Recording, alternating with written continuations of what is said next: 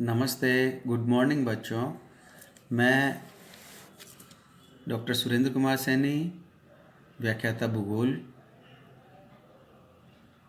इस आपकी क्लास में मैं बीए पार्ट सेकंड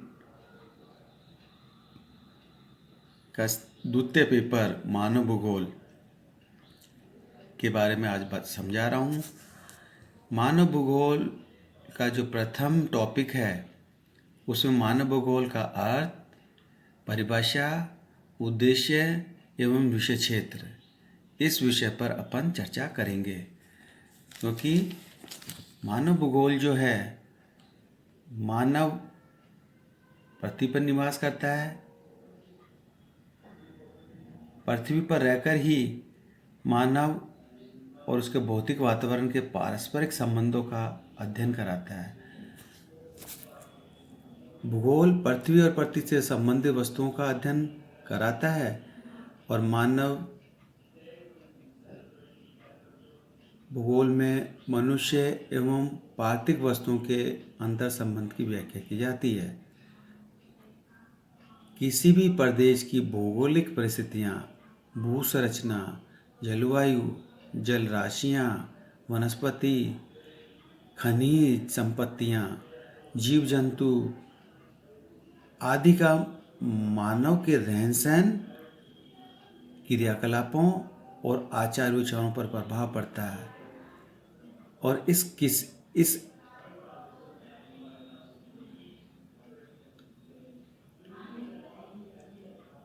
और मानव किस प्रकार इन भौगोलिक परिस्थितियों को अपने कार्यों के लिए उपयोग में लाता है, इन तथ्यों का समष्टि अध्ययन मानव भूगोल में किया जाता है। वह पार्थिव वस्तुओं से प्रभावित होकर उन्हें भी प्रकृति का एकमात्र दास न होकर उसका मुख्य अंग बन जाता है। मनुष्य पार्थिव वस्तुओं में प्रभावित होकर उन्हें भी अपने कार्यों से प्रभावित करता है, उनमें यथोचित परिवर्तन भी लाता है, प्रकृति को अपने अनुकूल बना लेता है। कई बार उससे समझौता भी करना पड़ता है, अपने जीवन के वातावरण को प्रकृति के अनुसार भी ढालना पड़ता है। तो मानव भूगोल का उद्देश्य है मानव एवं उसके भौतिक वातावरण के पारस्परिक संबंधों का अध्ययन कराना है। किसी प्रदेश की भौगोलिक परिस्थितियाँ, भू संरचना, जलवायु, जल राशियाँ, वनस्पति, खनिज, जीव जंतु आदि का मनुष्य के रहन सहन और क्रियाकलापों और आचार विचारों पर क्या प्रभाव पड़ता है, इन समस्त तत्वों का मनुष्य कैसे प्रभावित होता है और कैसे प्रभाव डालता है का पारस्परिक अध्ययन करके मानव भूगोल का अर्थ स्पष्ट होता है। दूसरा टॉपिक है मानव भूगोल की परिभाषा। मानव भूगोल की परिभाषा रेडजेल ने कहा है कि मानव भूगोल के तथ्य सब जगह वातावरण से संबंधित होते हैं, जो कि वातावरण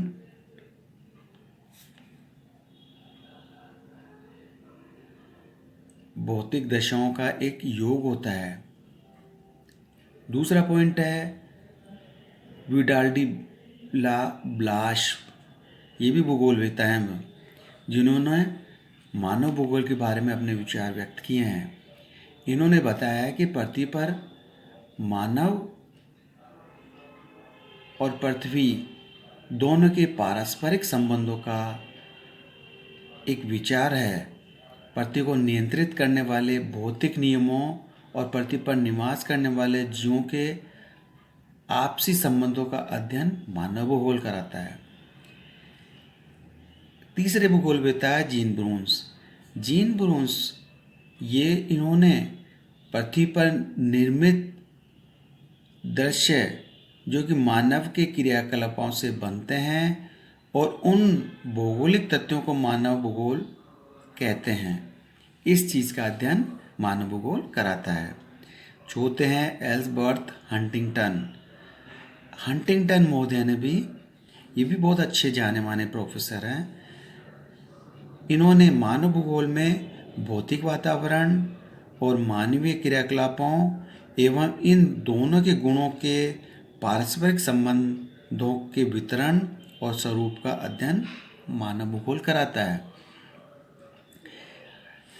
मानव भूगोल में इन परिभाषाओं को देखने से ज्ञात होता है कि मानव भूगोल वह विज्ञान है जिसमें पृथ्वी के विभिन्न क्षेत्रों में मानव समूहों और प्राकृतिक तथा सांस्कृतिक वातावरण की शक्तियों, उनके प्रभावों, उनकी प्रतिक्रियाओं, उनके पारस्परिक संबंधों तथा वातावरण समायोजन और क्षेत्रीय संगठन के स्थानिक पहलुओं का अध्ययन मानव भूगोल की प्रगति के लिए होने की वजह से प्रादेशिक आधार पर किया जाता है, मतलब किसी क्षेत्र विशेष के आधार पर किया जाता है।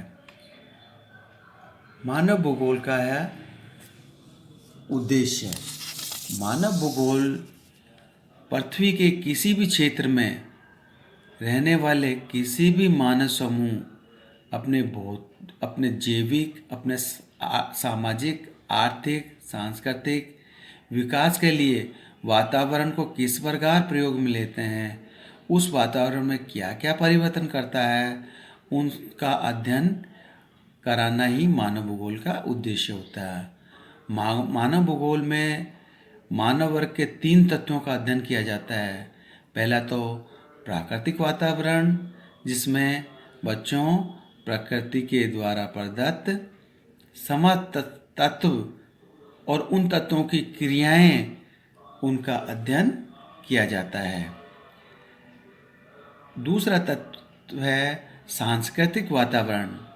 बच्चों सांस्कृतिक वातावरण में मनुष्यों के विचार, मनुष्य की कार्यप्रणाली, मनुष्य की तकनीकी, मनुष्य के कार्य, इनका अध्ययन मानव भूगोल कराता है। बच्चों मानव भूगोल में तीसरा पॉइंट है प्रादेशिक व्यवस्थापन, मतलब उस क्षेत्र विशेष का जिसका मानव भूगोल अध्ययन कराता है, चाहे वो शीत प्रदेश हो, चाहे वो शीतोष्ण प्रदेश हो, चाहे वो उष्ण प्रदेश हो, इन तरह के पृथ्वी पर विद्यमान प्रदेशों के अगर हमें अध्ययन करना है तो समस्त क्षेत्रों में, समस्त प्रदेशों में अपना अपना प्रादेशिक व्यवस्थापन भिन्न भिन्न प्रकार का होता है, क्योंकि प्रदेशों में प्रकृति द्वारा प्रदत्त तत्व जैसे पर्वत, पठार, मैदान, ऐसे ही शीत प्रदेश, शीतोष्ण प्रदेश, उष्ण प्रदेश भिन्न भिन्न भौगोलिक पर्यावरण को उपार्जित करते हैं, तो वहाँ की अध्ययन के तत्व भी अलग अलग ही होते हैं। मानव अपने इन तत्वों का अध्ययन उस क्षेत्र विशेष की परिस्थितियों के अनुरूप करता है।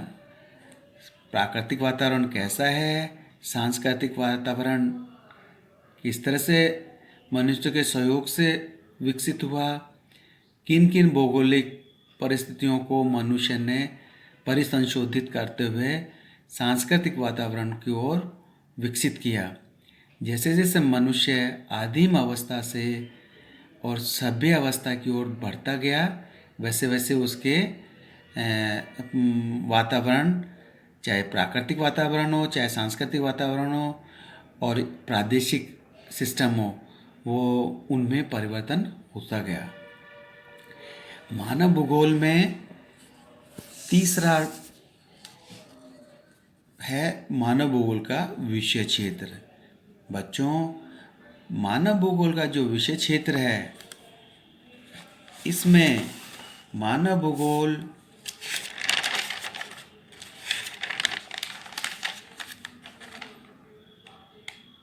मनुष्य के विभिन्न पृथ्वी पर पदार्थ निवासियों के उनके रंग रूप, स्वास्थ्य, कार्य क्षमता, भोजन, वेशभूषा, आजीविका के साधन, गृह निर्माण, भाषा, रीति रिवाज, धार्मिक भावनाएं, राजनीतिक विचारधाराएं, आदर्श, सांस्कृतिक आदि तत्वों में बड़ा ही अंतर होता है।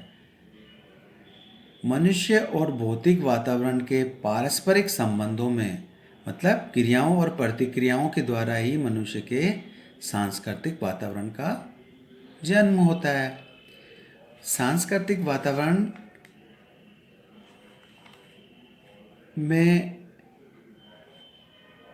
मनुष्य या जनसंख्या का क्षेत्रीय वितरण, उसका घनत्व, उसका आवास प्रवास, उसकी बस्तियाँ, मनुष्य के नगर, परिवहन के साधन, परिवहन के मार्ग, कार्य क्षेत्र, इन समस्त पहलुओं का भौतिक एवं आर्थिक परिस्थितियों का अंतर संबंध करते हुए मानवीय क्रियाओं द्वारा वहाँ के परिदृश्य में जो परिवर्तन और जो विकास होता है उसका अध्ययन ही मानव भूगोल का विषय क्षेत्र है। इसके अतिरिक्त विषय क्षेत्र में जनसंख्या का घनत्व, जनसंख्या का वितरण, बस्तियों के स्वरूप, वहाँ की कृषि, वहाँ के खेत करने का प्रणाली, वहाँ का व्यापार, वहाँ का उद्योग, वहाँ की खाने और वहाँ की सड़कें, वहाँ के कारखाने, उद्योग धंधे, वहाँ के पालतू पशुओं और वहाँ बोई गई फसलें, इन सब समस्त पहलुओं का अध्ययन हम भौगोलिक और आर्थिक परिस्थिति के अनुरूप करते हैं। मानव भूगोल में पृथ्वी के विभिन्न भौतिक स्वरूप और दशाओं का उस क्षेत्र विशेष में रहने वाले निवासियों के आवास पर, भोजन, वस्त्र, औजार और संस्कृति, आर्थिक क्रियाओं आदि पर क्या प्रभाव पड़ता है, इन सब बातों का अध्ययन मानव भूगोल का विषय क्षेत्र रहा है। मानव किस प्रकार से भौतिक परिस्थितियों में परिवर्तन लाता है और उनमें सामंजस्य स्थापित करता है, इसका अध्ययन विषय क्षेत्र का विषय वस्तु होता है। मानव भूगोल में मुख्यतः विषय क्षेत्र के 5 बिंदुओं का अध्ययन कर सकते हैं। प्रथम पॉइंट है प्रदेश की जनसंख्या और उसकी क्षमता का अध्ययन। बच्चों, प्रदेश की जनसंख्या और क्षमता का अध्ययन में हम वहाँ किसी भी क्षेत्र में विद्यमान जो जनसंख्या है उसके कितनी जनसंख्या निवास करती है और उनकी कार्य क्षमता कैसी है। एक तो शीत प्रदेशों की जनसंख्या, एक शीतोष्ण प्रदेशों की जनसंख्या, एक उष्ण कटिबंधीय क्षेत्रों की जनसंख्या, ऐसे ही एक पर्वतीय क्षेत्रों की जनसंख्या, एक पठारी क्षेत्र की जनसंख्या, एक मैदानी क्षेत्र की जनसंख्या।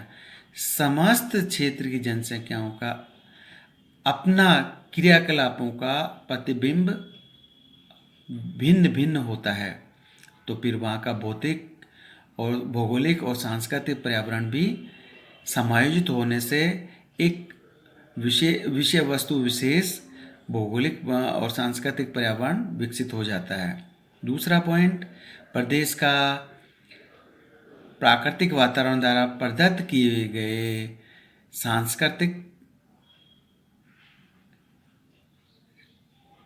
संसाधन, मतलब किसी भी प्रदेश में प्रकृति के द्वारा प्रदत्त किए गए संसाधन जो हैं उनका अध्ययन विषय वस्तु रहा है। कि जैसे कोई क्षेत्र पर्वतीय है तो पर्वतीय कंक्रीट वाला पर्वतीय है या आग्नेय चट्टानों द्वारा निर्मित पर्वतीय है, कोई मैदानी है या पठारी है। पठारों में भी लावा निर्मित पर्वतीय क्षेत्र है, पर पठारी क्षेत्र है, या वहाँ विद्यमान अन्य तरह के नवीन और पुरातत्व और पौराणिक किस तरह के काल में निर्मित धरातलीय उच्चावच है। उच्चावच कैसा है, कितना प्रभावित कर रहा है उस प्रदेश विशेष को, क्योंकि प्रकृति ने भू उच्चावच, वहाँ की नदियाँ, वहाँ के पर्वत, वहाँ के पठार, वहाँ के मैदान, वहाँ के झील, वहाँ के तालाब, वहाँ की नहरें, सारे ही प्राकृतिक वातावरण किस तरह के तत्व विद्यमान है उस पर निर्भर करता है। तीसरा पॉइंट है जनसंख्या द्वारा प्राकृतिक संसाधनों का उपयोग एवं सांस्कृतिक प्रतिरूप का सेटअप। मतलब कि किसी भी क्षेत्र में वहाँ जो निवास कर रही है जनसंख्या, वहाँ का जो मनुष्य है, वो वहाँ प्राकृतिक संसाधनों का किस स्तर तक उपयोग करता है एवं उनका उपयोग करके वहाँ के सांस्कृतिक वातावरण को परिवर्तित करता है, तो फिर वहाँ का सांस्कृतिक वातावरण विकसित हो जाता है। इसी का अध्ययन इसका विषय क्षेत्र है। चौथा पॉइंट, मानव एवं वातावरण तथा समायोजन का किस क्षेत्र के रूप में अध्ययन करना है। किस क्षेत्र के रूप में अध्ययन करना, अब इसको हम किसी भी क्षेत्र के रूप में ले सकते हैं कि भाई यूरोप का अध्ययन करना है, अमेरिका अध्ययन करना है, एशिया का अध्ययन करना है, या भारत का अध्ययन करना है, या राजस्थान का अध्ययन करना है। यह अपनी आवश्यकता के अनुरूप हम अध्ययन करते हैं, जिससे कि उस क्षेत्र में विद्यमान भौगोलिक तत्व एवं सांस्कृतिक तत्व को समायोजित करते हुए पारिस्थितिकी विकास संभव हो सके। इस विषय वस्तु का अध्ययन मानव भूगोल कराता है। पांचवा, वातावरण समायोजन का समय के साथ बदलते परिवर्तन का ऐतिहासिक अध्ययन। बच्चों, वातावरण के समायोजन के साथ मतलब किसी भी क्षेत्र विशेष का विकास, चाहे भौगोलिक हो, सांस्कृतिक हो, आर्थिक हो या प्रादेशिक हो, वो सारा विकास का एक अपना ऐतिहासिक इतिहास होता है, विकास काल होता है।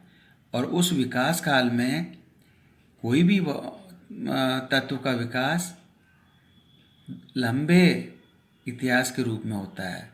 धीरे धीरे चाहे वहाँ जनसंख्या का घनत्व हो, जनसंख्या का माइग्रेशन हो, चाहे जनसंख्या का स्थानांतरण हो, वहाँ का आवास हो, वहाँ का परिवहन हो, जो समस्त का विकास का एक इतिहास होता है। और इस बदलते हुए जो कि भौगोलिक परिदृश्य और सांस्कृतिक परिदृश्य को बदलते हैं का अध्ययन मानव भूगोल कराता है। नमस्ते बच्चों।